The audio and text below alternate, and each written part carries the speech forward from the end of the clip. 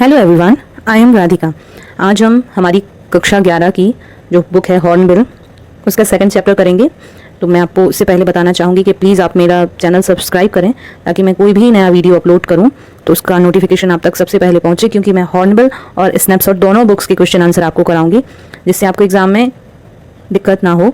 तो चलिए हम स्टार्ट करते हैं हमारा सेकंड लेसन, जिसका नाम है we are not afraid to die if we can all be together. हमारा सेकंड लेसन जिसके राइटर हैं Gordon Cook and Alan East. तो चलिए स्टार्ट करते हैं understanding the text to say question answer. तो list the steps taken by the captain. जो chapter है आपने पढ़ा है, इसमें इसकी कहानी है कि कैप्टन होते हैं, उनके 2 बच्चे होते हैं, वाइफ, वो उसके साथ समुद्र की सैर पर निकलते हैं। तो उसमें कौन कौन सी उनके सामने कठिनाइयाँ आती हैं और वो कैसे उन्हें पार करते हैं, वो बच्चे कैसे रिएक्ट करते हैं, उस पर ये लेसन है जिसके क्वेश्चन आंसर हम कर रहे हैं। To protect the ship when rough weather begin. तो कैप्टन ने क्या किया अपनी शिप को प्रोटेक्ट करने के लिए जब वेदर खराब होना चालू हुआ। In order to protect the ship from rough weather the captain decided to slow it down. Captain ने डिसाइड किया कि वह इसे स्लो कर देगा। They also attached life line and wore life jackets. उन्होंने जो लाइफ लाइन थी उसको अटैच किया और जो लाइफ लाइन वाली जैकेट्स थी उनको भी पहन लिया, इससे वो शिप को प्रोटेक्ट कर सके जब वेदर खराब हुआ। जब आप कोई भी क्वेश्चन आंसर करते हैं तो आप देखेंगे उसमें जो फर्स्ट लाइन होती है वो बिल्कुल वो सेम होती है जो आपकी क्वेश्चन में दी रहती है। यहाँ भी सेम कंडीशन है, आप गौर से देखेंगे तो। अब हम सेकंड क्वेश्चन करते हैं। To check the flooding of water in the ship. Ship में पानी के भराव को कैसे उसने चेक किया? तो to check the flooding of the water in the ship he took a canvas and stretched it across the hole. He used an electric pump.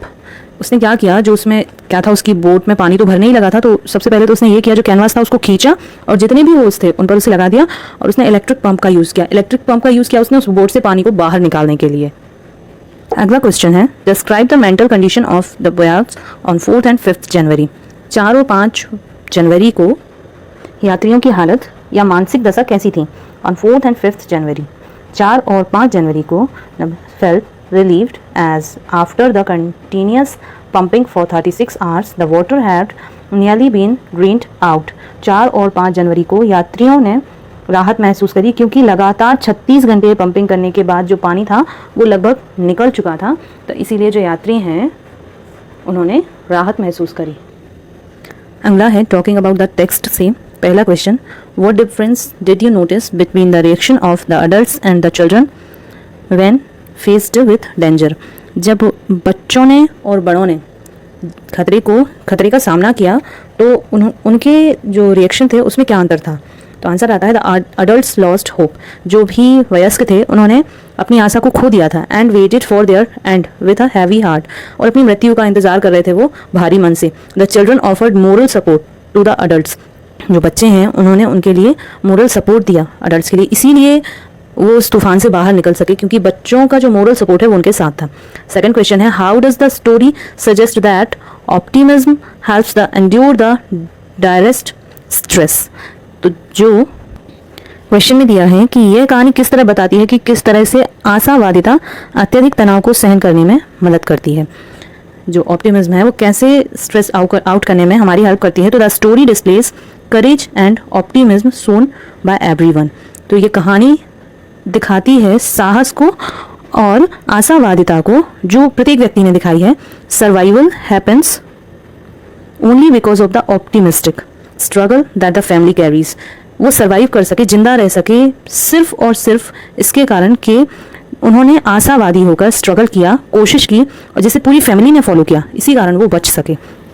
What lesson do we learn from such hazards experience when we are face to face with death.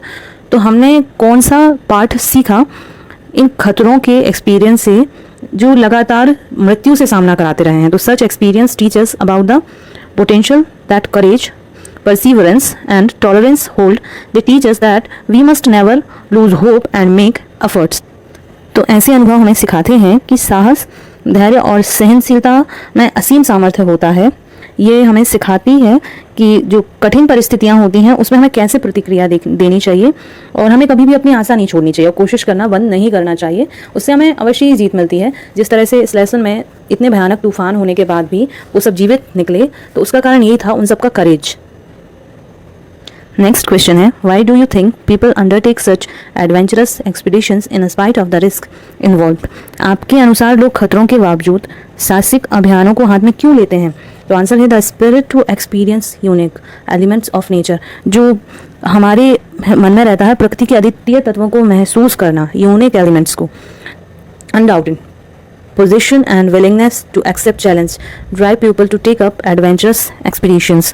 तो जो अदम्य भाव है और चुनौतियां हैं उनको स्वीकार करने की जिन लोगों में हिम्मत होती है, इच्छा होती है, वही ऐसे साहसिक अभियानों के लिए प्रेरित होते हैं। तो यहाँ हमारे जो सेकंड चैप्टर है उसके क्वेश्चन आंसर खत्म होते हैं। तो प्लीज़ वीडियो को लाइक ज़रूर करें और चैनल को सब्सक्राइब करें और कमेंट करें कि आप और किन चैप्टर्स के वीडियो चाहते हैं। Thank you.